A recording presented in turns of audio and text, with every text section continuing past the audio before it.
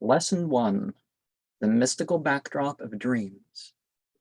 Harold Klemp would be correct on page 5 of the Ecdream 2 Discourses in claiming mankind had an interest in their dreams from the beginning. I know of no other species that has a material body with such an interest. Dreams may be different from waking life, but I would hardly consider it to be a place of such freedom that one can do whatever they like.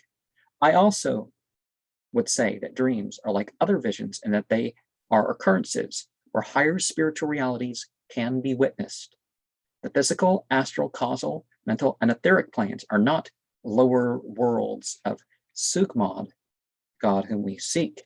They are the physical and psychic realms that contain the souls of beings with the physical bodies and are visited by other holy beings. I would agree that the physical and psychic realities started as purely spiritual realities, though. Do we have to conceptualize past lives to understand our current thoughts and actions? We contain genetic material from our ancestors, but most would disagree with Eckankar dogma about being our own descendants. The history that occurred before our birth can benefit us here, but that doesn't mean the history that moves us was something we witnessed firsthand. People may identify with a Neanderthal, Cro-Magnon, or someone who died close to their birth without having been that person. History would say that Medinet Habu is the mortuary temple of Ramses III, which contains an account like 1 Samuel 18:27. This place, known then as Jonnet, was thought to be where Ammon first appeared. Hatshepsut and Thutmose III built there first. As an administrative center, it would have certainly been a place of initiations in the priesthood of Thebes. Al-Quran, Surah 26, Ayat 6 tells of how such a Haman, or house of Amun, and Fir'aun from the ancient Egyptian Ra'ah, or of the big house, were made to experience at the hands of the pre-Jewish Israelites the means by which they were made vulnerable to Hyksos invasion. Al-Quran, Surah 28, Ayat 38, talks of how high towers were erected to Yemen, or hidden one, or invisible, in order to help the king witness the God of Moses. The series Magical Egypt showed how these towers of the 12th dynasty kings represent a mystical technology. But couldn't their use of it to divinize the kings be the same invented spellbinding eloquence? Seher, in ancient Egyptian, was spelt with the palatal sod, giving it the meaning of internal magic, as well as the dental sin, giving it the meaning of playing with fire, as in the fire beings, externally. So, Seher and Seher, devised that Al-Quran 28,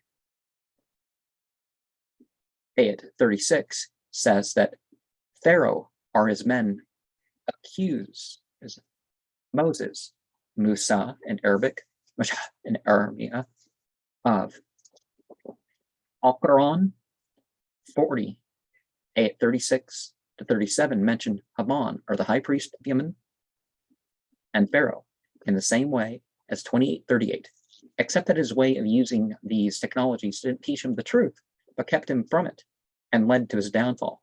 The mystical technology isn't condemned, but it is the contexts that render it trickery and working with demons. How do those concepts apply to Eckankar teachings?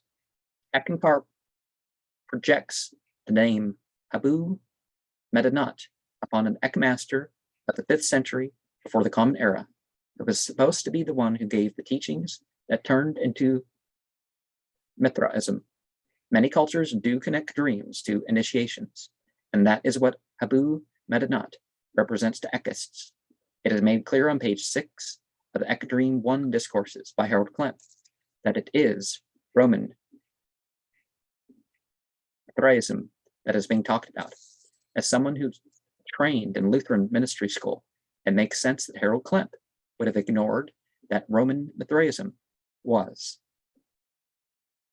clearly founded after 330 BCE and became popular by 67 BCE rather than by 200 CE. You know, there's a lot of these doctrines where the dates are way, way off, but that were developed long before the common people, or at least the scholars, either could safely say otherwise, or before they knew. So yeah. Christian writers spoke of how the faith had 7 initiations focused on strengths and weaknesses. This was seen as an ascent through the heavenly spheres: Moon, Mercury, Venus, Sun, Mars, Jupiter, and Saturn. Some who read this may remember the Chesed Pantacle of the 2nd of the 5th of 1428. In it, I offer a prayer. As I goest along my quest through the trials of death and life, may God bestow me with the powers over exaltation and depression, synthesis and analysis, desire and fear, reputation, pleasure and pain, gain and loss, and life and death. Without a greater knowledge of this, Harold Klemp gives the bullet points of the initiations as stated in Joseph Campbell's Occidental Mythology. My vernal equinox, you know, the Ostara rite this year, I kind of give a summary of the 7-fold initiation too.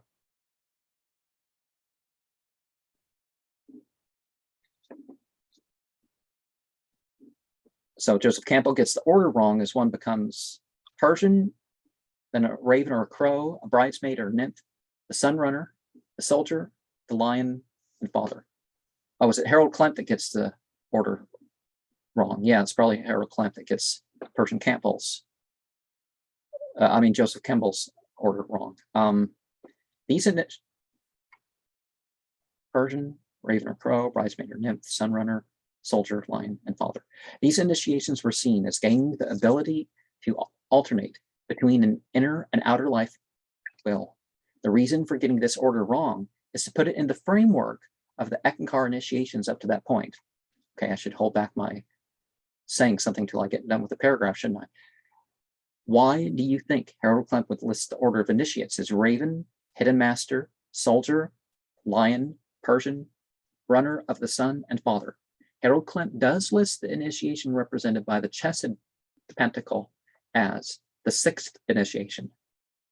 That was to be as meaning one had mastered arrogance and power, while the 7th, according to page 7 of the Eckankar 2 Discourses by Harold Klemp, was to be over pain and pleasure. The 1st initiation is meant to bestow power over physical consciousness or change and decay. The 2nd is meant to bestow powers over the occult and rebirth. Some take years to admit that these initiations do not bestow these powers, while others know and never admit it, but they suppress doubts. In Islam, one can refer to learning or even reading Al-Quran as 114 initiate degrees. Wouldn't it be better to view initiations as a stimulus to action through education? Harold Klemp is wrong about all religion holding a conflict between the material and spiritual realms. Just as some churches rely only on internal references and interpretations to support their authority, such is the case with Eckankar. There are organizations that neglect either esoteric or exoteric aspects of faith. I would hardly see the supernatural and the natural as opposite forces forming a balance. Social organizations do not have to divide on these lines. The relationship with God and the created is what seems to be what people used to think of as religion, as opposed to now, you know, some organization or something. It's, oh, I don't know. You know, if the idea is that the relation between each soul and Sugamad, the noun form of God, also meaning what we seek, is also trying is always trying to return to balancing. Eckankar tries to make you feel like a member, makes you uniquely important as being on a path that involves your inner and outer life.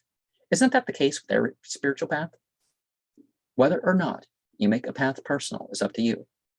The Roman reasons for the conflicts with early Christians had little to do with thinking that they were lazy people who neglected society.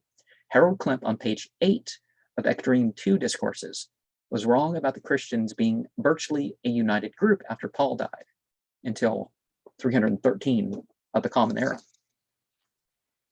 There wasn't only one holy apostolic church between then and the official split between Catholic and Orthodox in 1054 of the Common Era either. There continued to be certain Gnostic or ethnic churches.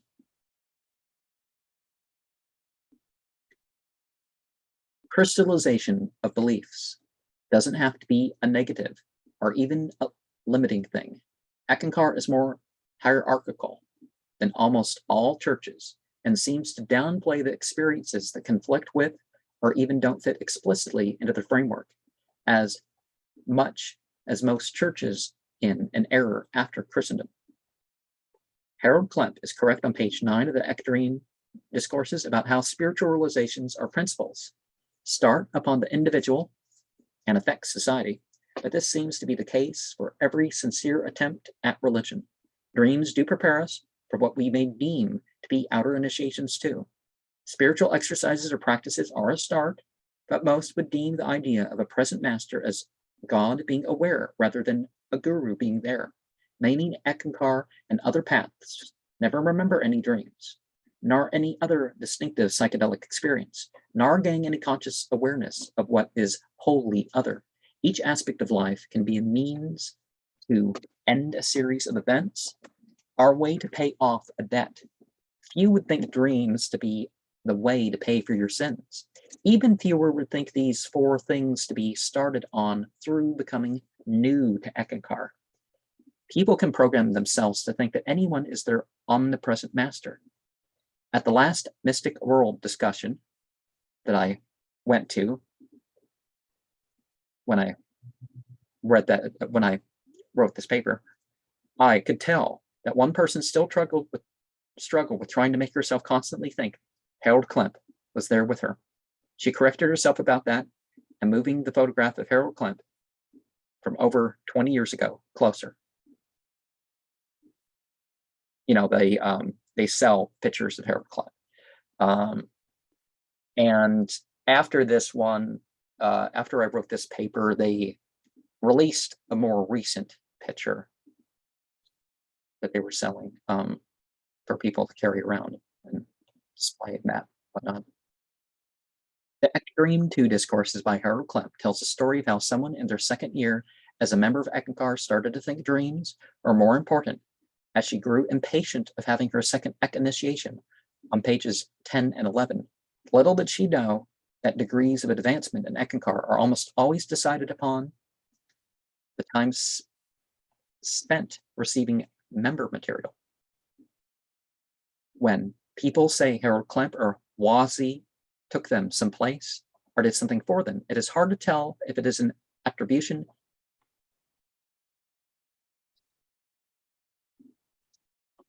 or they witness a wish fulfillment projection as part of their experience. Following a spiritual exercise of Ek, she dreamt that she was in a kitchen with 3 round tables, 3 women, and Peter Zaska, or Paul Twitchell, founder of Eckankar. Her imagination had Paul Twitchell face away from her while writing in a book. The chair here. Could this have, in his back turned, be her inner guidance, telling her that the historical Eckmasters don't do their work with attention to their followers, and that their following after death will not benefit them?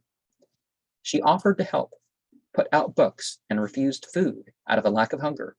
Could the founder of Eckankar insisting and telling her to eat anyway, be her conscious telling her that the real and imaginary leaders don't care about her feelings and the path is against what her body deems fit.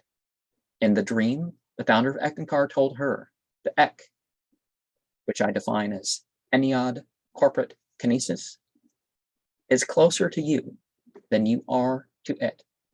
Could this mean that Eckankar was programming her more than she realized? She conceived herself that this was a sign that Sugmod, our god as a noun, loved her more than she loved God. Even Harold Klemp corrects her in that conclusion. If Ek means God as a verb, God is on the present. The point was actually closer to Al-Quran, Surah 50, ayat 16, and the Hadith Qudsi, which talks about how Allah, the singular form of the word for God, and its definitive word for God as well, comes closer to us at an exponential rate of that which we draw near to God. Eckankar largely relies on volunteer work of lay clerics. One of these higher initiates, fifth initiation beyond, would advertise in a local paper about the public classes she would teach on the Eckankar dream teachings. So-called New Agers would show up. After all, Eckankar used to use the New Age religion as its suffix. And there were different suffixes. I go into that elsewhere, but where I list them all. People of so-called traditional religion showed up too. Now it's called the Light and Sound of God, I think. Don't know if they've changed it again, but people of so-called traditional religions showed up too. Everyone wanted to learn dream interpretation. She thought they made no connection between dreams and spiritual matters.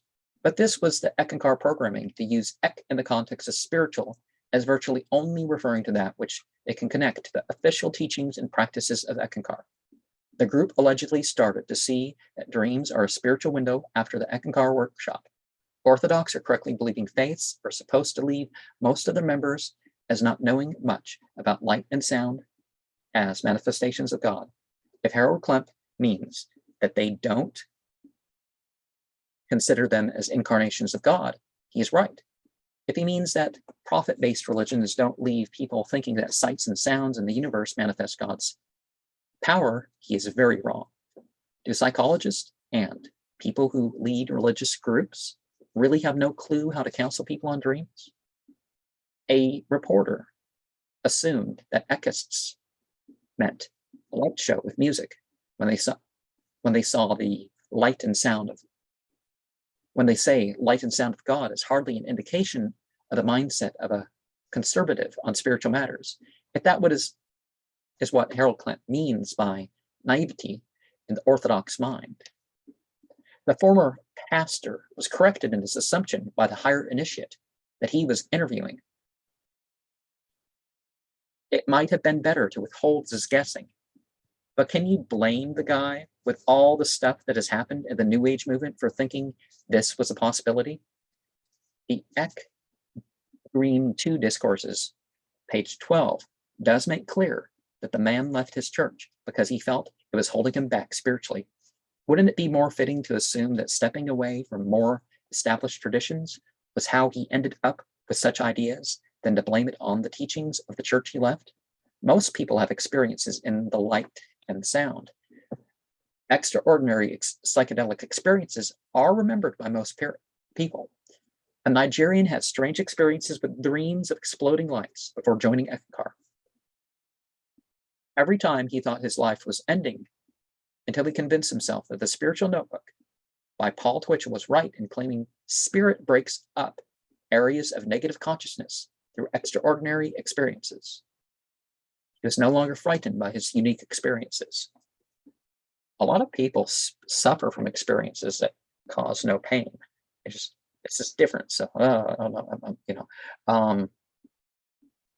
but difficulty can atone or help you atone or even give you merit.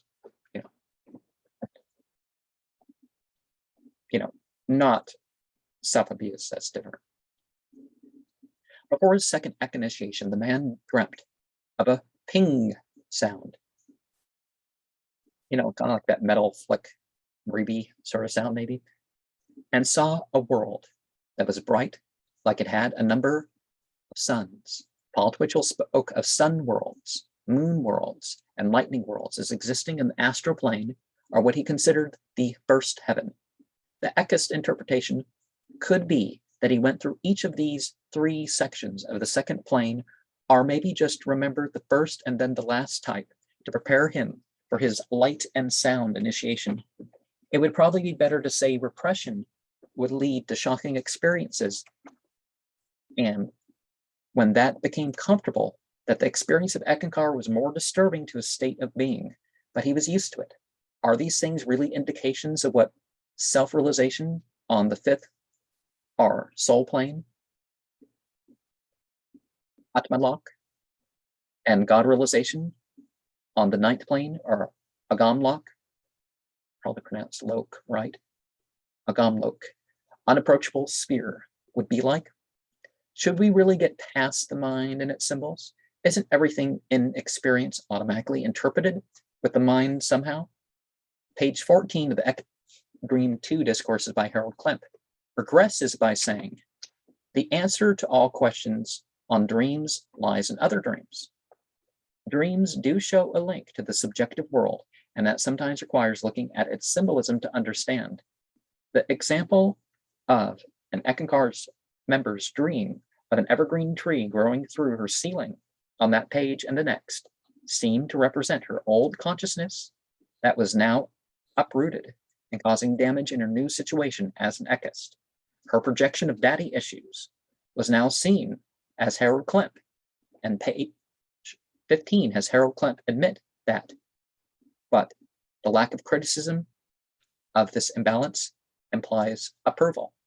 And in some of the mystic worlds and elsewhere, I guess he's maybe said this more than once, but he says, oh, he doesn't mind if people have grandfather issues and project it on. So some things have layers of meaning.